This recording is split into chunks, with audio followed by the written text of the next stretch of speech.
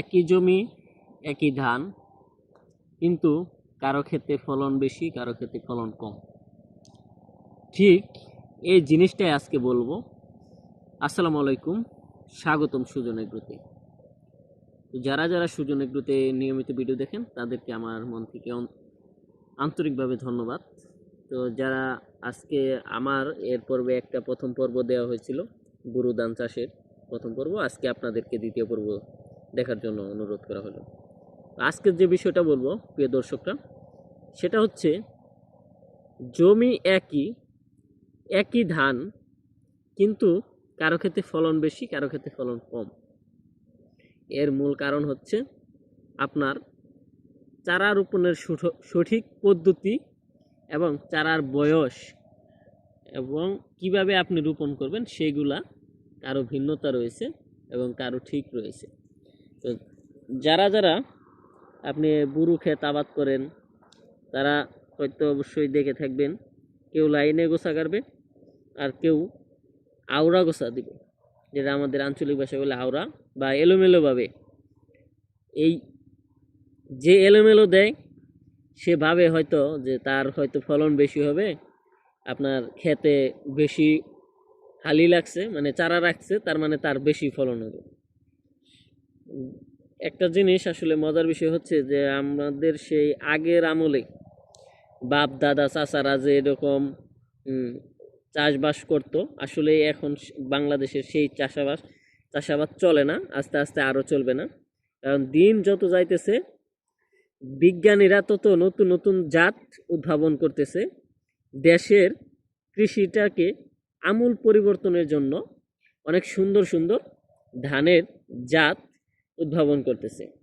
এর কারণ হচ্ছে একটাই, সেটা হচ্ছে অনেক জাতের মধ্যে আপনি দেখবেন রোগের আক্রমণ ব্যাপক হারে বাড়ে। কিছু কিছু আছে যে একই জমিতে বারবার একই জাতের ধান রোপণ করলে সেইখানে আপনি ফলন কম হবে, এটাই স্বাভাবিক। এবং আপনি যে পরিমাণ কীটনাশক ব্যবহার করেন আর সেই কীটনাশক ওই ধানের জাতের মধ্যে ওইটার যে রোগ প্রতিরোধ, যেটাকে বলে ইমিউনিটি পাওয়ার, ওই জাতের কমে যায়। এখন আপনি যদি পাল্টাইয়া মানে পরিবর্তন করে করে যদি এক এক এক এক বছর এক এক সিজনে এক এক জাত চাষ করেন, তাহলে আপনার ফলনটা ভালো হওয়ার সম্ভাবনা বেশি। তো যাই, এই বিষয়ে আমি আর একটা পর্ব দিব, সেটার সাথে থাকলেই পারবেন যে বুরু রোপণের যে এ টু জেড। আমরা আসলে এই বুরু ধান রোপণ করেছি সুজনের ভিতে, তো আপনারা দেখে থাকবেন, কিছুদিন আগে এটা রোপণ করা হয়েছে। তো ধানের বয়স খুব একটা বেশি না, অল্প মাত্র, আমরা আজ থেকে এই 12 দিন বা 13 দিনের মতন হয়েছে, এর বেশি হয় নাই। কারণ আমাদের 13 দিনের মধ্যে আলহামদুলিল্লাহ এইগুলা গোছাগুলা লেগে গেছে। আর আমি আজকে যে বিষয়টা বলবো যে ধান রোপণের সঠিক পদ্ধতি এবং দূরত্ব কতটুকু রাখবেন সে বিষয়ে বলবো। এই যে দেখতেছেন লাইন, এই লাইনগুলা আপনার এই প্রত্যেকটা লাইন দিবেন এমনভাবে যে, আমি লাইন করছি, আগে একটা ডাং বানাইছি, সেটা হচ্ছে 2 হাত। 2 হাত বলতে 3 ফুট, 3 ফুটের একটা ডাং, 3 ফুটের এই মাথায় আর ওই মাথায় দুইটা করে লাইন টানা হয়, এবং ওই লাইনের ভেতরে পড়বে আপনার আরও 4টা চারা। 4টা চারা পড়লে আমরা প্রতি এক হাতে মানে 18 ইঞ্চিতে আমরা 3টা করে গুছি দিই, মানে এদের দূরত্ব থাকে 6 ইঞ্চি। তো যাদের জমিতে উর্বরতা ভালো বা ওই বন্যাপ্রবণ অঞ্চলে আর একটু বাড়িয়ে দিবেন, যেটা 8 ইঞ্চি পর পর দিবেন। এর কারণ আমি বলি যে জমিতে যদি উর্বরতার মান ভালো থাকে তাহলে আপনার অবশ্যই একটু, যখন একটু দূরত্ব দিবেন তখন আপনার চারাগুলা অত্যাধিক পরিমাণে কুশি দিবে, এবং কুশি দিলে দেখা গেছে যে এগুলা এক একটার মধ্যেই বড় ধরনের একটা সুবা দিবে, আর সুবা দিলে ভালো ভালো ধান হবে, মানে আপনার ফলন বেশি হবে। আমাদের বাংলাদেশের কিছু কৃষক আছে যারা বিশ্বাস করে যে আপনি বেশি মোটা করে গোছা দিলেন আপনার ফলনটা বেশি হবে, কিন্তু আসলে এই ধারণাগুলো থেকে আমাদেরকে বের হতে হবে। এখন আর সেই আগের মতন যে মোটা গুছি দিলাম ফলন পাইলাম, আসলে এরকম কিছুই না। মূলত হবে আপনি কিভাবে ধান চাষাবাদ করতেছেন সেটার উপরে নির্ভর করবে আপনার ফলন। আপনি যদি শুরুতেই গোছাটা এলোমেলো দেন তাহলে সেইখানে আপনার গোছার পরিমাণ কম থাকবে এক। দ্বিতীয় কথা হচ্ছে ওই ক্ষেতে আপনি ঠিকভাবে ওই ক্ষেতের যে ইটা যত্নটা আপনি করতে পারবেন না।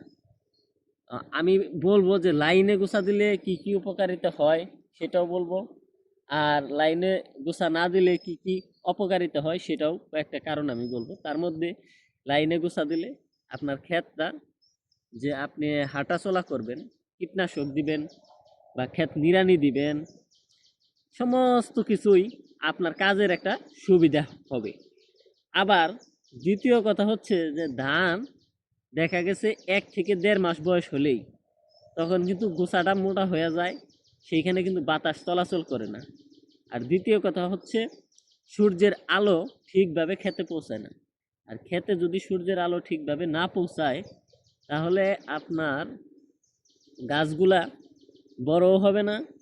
আর কিছুদিন পরেই দেখবেন মাটির মধ্যে বিভিন্ন ধরনের রোগ জীবাণু, যেমন তার মধ্যে অন্যতম হলো কারেন্ট পোকা, যেটা যখন ধান বের হবে, বের হওয়ার পরে তখন যে ওই একদম দেখা যায় যে এই চিটা, খালি শুধু চিটা থাকে, ধান আস্তে আস্তে আস্তে আস্তে মরে। আর কারেন্ট পোকার অন্যতম হলো যে এক এক জায়গায় একটু একটু রিং করে করে, মানে রিং হবে রিংয়ের মতন, ওইটাই 1-2 দিনের মধ্যে পুরা ক্ষেত, একরের পর একর ক্ষেত, ধান ক্ষেত নষ্ট হয়ে যায়। এর মূল কারণ হচ্ছে এটাই যে ক্ষেতের মধ্যে সূর্যের আলো পৌঁছায় না। আর যে যে এই যে দেখতেছেন যে এই যে মাটি, মানে এই যে ক্ষেত, এটাই বলে এই যে আপনার জমির যে প্লেট, ধান ক্ষেতের প্লেট এটাকে বলি আমরা। এই প্লেটটা যত স্যাঁতসেঁতে ভাব থাকবে ঠিক তখনই আপনার এই কারেন্ট পোকার আক্রমণটা বাড়বে। কিন্তু আবার এটা বলি, এখন এই মুহূর্তে আবার কেউ আবার জমিতে পানি কম রাখেন না। এই মুহূর্তে 1 থেকে 2 ইঞ্চি পানি ক্ষেতের মধ্যে রাখবেন। আর যত এই যে শ্যাওলা দেখতেছেন এই শ্যাওলাগুলা পড়বে তত আপনার এই ধানের জমিতে আগাছা হবে না। কারণ ধানের জমিতে আগাছা আমি কিন্তু অলরেডি দিয়ে দিছি, 8 দিনের ভিতরে আপনাকে দিতে হবে। আগাছার যেটা ওই যে ফাঁকি পাওয়া যায়, এক এক জায়গায় এক এক রকম আছে, কেউ কোনো তরল আছে বা ফাঁকি আছে, ওটা কিছু হালকা কিছু ইউরিয়া সারের সাথে মিশিয়ে ফাঁকিগুলা আপনার পুরো ক্ষেতের মধ্যে করে দেওয়ার, মানে আগে পানি রাখবেন, 2-3 ইঞ্চি পানি রাখা তারপরে দিবেন। পুরা ক্ষেতে দেখবেন এই যে এরকম একটা শ্যাওলা পড়ে যাবে। এই এই পানিটা শুকাবে, শুকানোর পরে তারপরে আপনি ক্ষেতটা একটা কিছুদিন পরে একটা নিড়ানি দিয়ে দেবেন। ফেব্রুয়ারির দিকে আমাদের দেশে এই এই অন্যান্য বছরের থেকে এই বছর একটু শীত কম। ফেব্রুয়ারিতে আপনি দেখবেন যে আপনার ধানগুলা কেমন বাঁধা শুরু করে। যদি আল্লাহ তাআলা চায় তাহলে অবশ্যই আর কি ভালো বাঁধবে। বিশেষ করে যখন আপনার এই তাপমাত্রা যখন একটু বাড়তে থাকে তখন কিন্তু এই গোছাগুলা এগুলা রোদের সাথে সাথে এগুলাও আর কি বাড়তে থাকে। তো ধানের কিছুদিন পর থেকেই আর কি বাচ্চা দেওয়া শুরু করবে। তো কয়টা করে বাচ্চা দেয় এটাও আপনাদেরকে দেখাবো। তো আজকে যে যাত্রা দেখতেছেন এটা হচ্ছে আমার বৃদান 100, যেটা বঙ্গবন্ধু বলে কেউ। তো এই বৃদান 100 যাত্রা আমরা কিছু জায়গা এই চাষাবাদ করছি, এবং আর কিছু আছে যে বৃদান 29। তো আমি আবার এই বীজগুলা নিজের হাতের না, এটা হচ্ছে বিএডিসির থেকে আনা। আপনার অঞ্চলেও বিএডিসির বীজ খুব কম দামে আপনি পাবেন। যারা চাষাবাদ করেন তারা আমাদের সাথে থাকতে পারবেন, আমি জানাইতে পারবো যে কিভাবে আপনি কম দামে এবং সরকারিভাবেও সার দেয় সেগুলোও আপনি পাবেন। তো যে বিষয়গুলো বলতে নিছিলাম যে আপনার লাইনে গোছা দিলে হাঁটা চলা করতে পারবেন। দ্বিতীয় কথা হচ্ছে রোদের আলো পাবেন, আলো বাতাস থাকবে ক্ষেতের মধ্যে, এই দিক থেকে আপনার ক্ষেতটা অনেক ভালো হবে। আর দ্বিতীয় কথা হচ্ছে লাইনে গোছা দিলে আওড়া গোছার থেকে, মানে এলোমেলো গোছার থেকে নাও হইলে আপনার অনেক গোছা বেশি বাড়বে। যেমন আপনি নামাজের কাতারে যখন দাঁড়ান অথবা স্কুলের মধ্যে দেখবেন যে প্রাত্যহিক সমাবেশে যে লাইনটা করা হয় প্রতিদিন সকালবেলায়, সেই লাইনটা কিন্তু এমনি এলোমেলো দিবেন, অনেকগুলা বাচ্চাও দেখা যায় যে অনেক অনেক কুলাই পান, কিন্তু যখনই লাইন করা হয় তখন কিন্তু একটা একটা সিস্টেমের মধ্যে আসে, শৃঙ্খলার মধ্যে আসে, তখন কিন্তু আর এত মানুষ দেখা যায় না, মানে একদম লাইন টু লাইন, যেমন এই যে আমারটা দেখেন একদম লাইন না, এই যে লাইনটা দেখতেছেন না, একদম লাইন ভাই।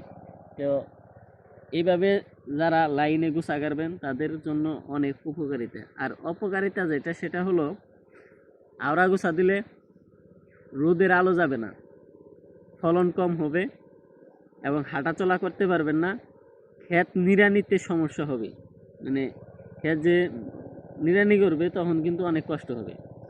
আর দ্বিতীয় কথা হচ্ছে আওড়া গোছার মধ্যে আপনার বেশি পরিমাণ কুশি দিবেন না, আর অতিরিক্ত পরিমাণে আপনার পোকার আক্রমণ বেশি হবে। এইগুলা বিভিন্ন ধরনের অপকারিতা আছে। তো এই জন্য আমি বলবো যে সঠিক চারা মানে সঠিকভাবে লাগাবেন, এই লাইনে গোছা কাটবেন এবং ফলনটা আপনি বেশি পাবেন, এটা শিওর থাকেন। আর ক্ষেতের উর্বরতার উপর নির্ভর করবে আপনার গোছাটা কী পরিমাণ দেবেন। যদি উর্বরতা কম থাকে তাহলে একটু ঘন দিবেন, একটু ঘন বলতে 6 ইঞ্চির নিচে আপনি আসবেনই না। আর একটু উর্বর যদি বেশি থাকে তাহলে একটু পাতলা করে দিবেন, একটু দূরত্বে দিবেন, দেখবেন মোটা মোটা গোছি হবে। তো আমার সাথে এই সুজনেগুলোর সাথে থাকলে অবশ্যই আমরা কি কি স্প্রে করি এবং কি পরিমাণ সার দিই সমস্ত কিছুই আপনারা আপডেট পাবেন। এক কথায় এই বৃক্ষরোপণের শুরু থেকে আপনাদেরকে দেখানো শুরু করতেছি, এটা শেষ পর্যন্ত ইনশাল্লাহ দেখতে পারবেন। যদি আপনি চাষবাস করে থাকেন বা চাষাবাদে যদি আপনার একটু পরিমাণ হলেও যে এই সমস্ত ভিডিও আপনার ভালো লাগে, তাহলে আপনি সুজনের প্রতি লাইক কমেন্ট এবং সাবস্ক্রাইব করবেন। খামার যদি আপনার ভালো লাগে, খামারের ভিডিও যদি ভালো লাগে থাকে, আপনি আমাদের ভিডিওটা সাবস্ক্রাইব করবেন এবং কমেন্ট করবেন। আর ধানের এরপরে কি যত্ন নিতে হবে সেটার উপরে আর একটা সুন্দর ভিডিও আসবে। এই চতুর্থ এটা তো দ্বিতীয় পর্ব দিতেছি, এরপরে তৃতীয় আর একটা পর্ব দিব। সেই তৃতীয় পর্বে দেখতে পারবেন যে ধান ক্ষেতের কি কি যত্ন করা হয় এবং কিভাবে আপনি ফলনটা বেশি করবেন। ভিডিওটা না টেনে বা আমাদের সুজনেগুলোর সাথে থাকলে নিয়মিত ভিডিও পাবেন। ধন্যবাদ সবাইকে, ভালো থাকবেন এবং সুজনেগুলো খামারের জন্য দোয়া করবেন, আল্লাহ তাআলা যেন বেশি বেশি বারাকা দান করেন। আসসালামু আলাইকুম ওয়া রাহমাতুল্লাহি ওয়া বারাকাতুহু।